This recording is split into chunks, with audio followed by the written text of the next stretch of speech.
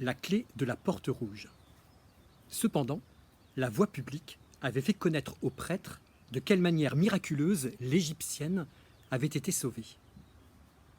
Quand il sut cette nouvelle, il s'enferma dans sa cellule du cloître.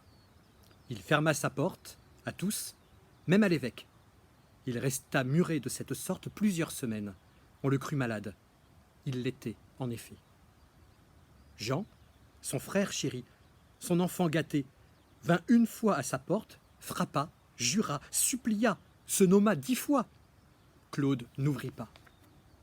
Ces nuits étaient affreuses.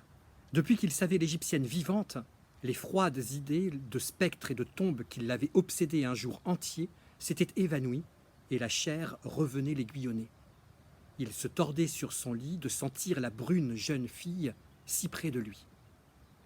Une nuit, entre autres, il sauta hors de son lit, jeta un manteau sur sa chemise et sortit de sa cellule, sa lampe à la main, à demi nu, effaré, l'œil en feu.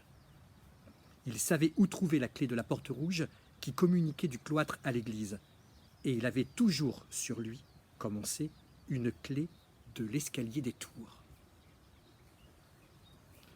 Suite de la clé de la porte rouge. Cette nuit-là, Esmeralda s'était endormie dans sa logette, pleine d'oubli, d'espérance et de douces pensées. Elle dormait depuis quelque temps, rêvant, comme toujours, de Phébus, lorsqu'il lui sembla entendre du bruit autour d'elle. Elle avait un sommeil léger et inquiet, un sommeil d'oiseau. Un rien la réveillait. Elle ouvrit les yeux. La nuit était très noire. Cependant, elle vit à sa lucarne une figure qui la regardait. Il y avait une lampe qui éclairait cette apparition. Au moment où elle se vit aperçue de la Esmeralda, cette figure souffla la lampe. Néanmoins, la jeune fille avait eu le temps de l'entrevoir. Ses paupières se refermèrent de terreur. « Oh !» dit-elle d'une voix éteinte. « Le prêtre !» Tout son malheur passé lui revint comme un éclair. Elle retomba sur son lit, glacée. Un moment après, elle sentit le long de son corps un contact qui la fit tellement frémir qu'elle se dressa réveillée et furieuse sur ses fesses. Le prêtre venait de se glisser près d'elle. Il l'entourait de ses 2 bras. Elle voulut crier et ne put. « Va-t'en, monstre! Va-t'en, assassin !» dit-elle d'une voix tremblante et basse à force de colère et d'épouvante. « Grâce, grâce !» murmura le prêtre en lui imprimant ses lèvres sur les épaules. Elle lui prit sa tête chauve à 2 mains par son reste de cheveux et s'efforça d'éloigner ses baisers comme si c'eût été des morsures. « Grâce !» répétait l'infortuné. « Si tu savais ce que c'est que mon amour pour toi, c'est du feu, du plomb fondu, 1000 couteaux dans mon cœur. » Alors, elle le frappa avec une fureur d'enfant. Elle raidissait ses belles mains pour lui meurtrir la face. « Va-t'en, démon !»« Aime-moi, aime-moi, pitié !» criait le pauvre prêtre en se roulant sur elle et en répondant à ses coups par des caresses. Tout à coup, elle le sentit plus fort qu'elle. « Il faut en finir !» dit-il en grinçant des dents. Elle était subjuguée, palpitante, brisée, entre ses bras, à sa discrétion. Elle sentait une main lascive s'égarer sur elle. Elle fit un dernier effort et se mit à crier. « Au secours! À moi! Un vampire! Un vampire !» Rien ne venait. Djali, seule, était réveillée et bêlait avec angoisse.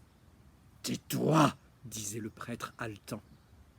Tout à coup, en se débattant, en rampant sur le sol, la main de l'Égyptienne rencontra quelque chose de froid et de métallique. C'était le sifflet de Quasimodo. Elle le saisit avec une convulsion d'espérance, le porta à ses lèvres et il siffla de tout ce qui lui restait de force. Le sifflet rendit un son clair, aigu, perçant. « Qu'est-ce que cela ?» dit le prêtre. Presque au même instant, il se sentit enlevé par un bras vigoureux. La cellule était sombre. Il ne put distinguer nettement qui le tenait ainsi. Mais il entendit des dents claquer de rage. Et il y avait juste assez de lumière éparse dans l'ombre pour qu'il vît briller au-dessus de sa tête une large lame de couteau. En un clin d'œil, le prêtre fut terrassé et sentit un genou de plomb s'appuyer sur sa poitrine. À l'empreinte anguleuse de ce genou, il reconnut Quasimodo. Mais que faire ? comment, de son côté, être reconnu de lui? La nuit faisait le sourd, aveugle. Il était perdu. La jeune fille, sans pitié, comme une tigresse irritée, n'intervenait pas pour le sauver. Le couteau se rapprochait de sa tête.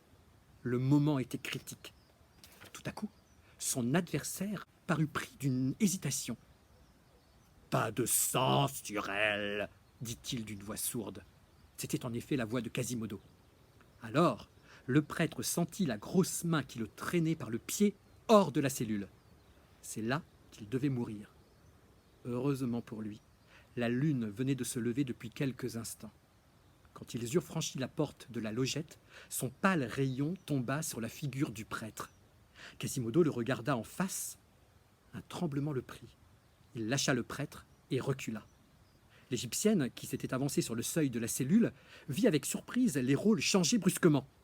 C'était maintenant le prêtre qui menaçait, Quasimodo qui suppliait.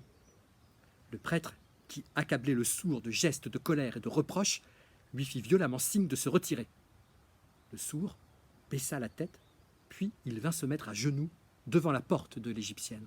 « Monseigneur, dit-il d'une voix grave et résignée, vous ferez après ce qu'il vous plaira, mais tuez-moi d'abord. » En parlant ainsi, il présentait au prêtre son couteau.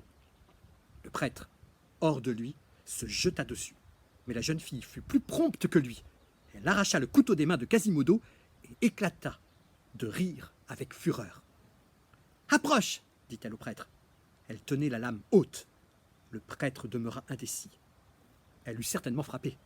« Tu n'oserais plus approcher, lâche, lâche !» lui cria-t-elle. Puis elle ajouta avec une expression impitoyable, et sachant bien qu'elle allait percer de 1000 fers rouges le cœur du prêtre. « Ah, je sais que Phébus n'est pas mort !» Le prêtre renversa Quasimodo à terre d'un coup de pied et se replongea, en frémissant de rage, sous la voûte de l'escalier. La jeune fille, bouleversée par cette scène violente, tomba épuisée sur son lit et se mit à pleurer à sanglots. Son horizon redevenait sinistre. De son côté, le prêtre était rentré à tâtons dans sa cellule. C'en était fait. Claude était jaloux de Quasimodo. Il répéta d'un air pensif sa fatale parole. « Personne ne l'aura. »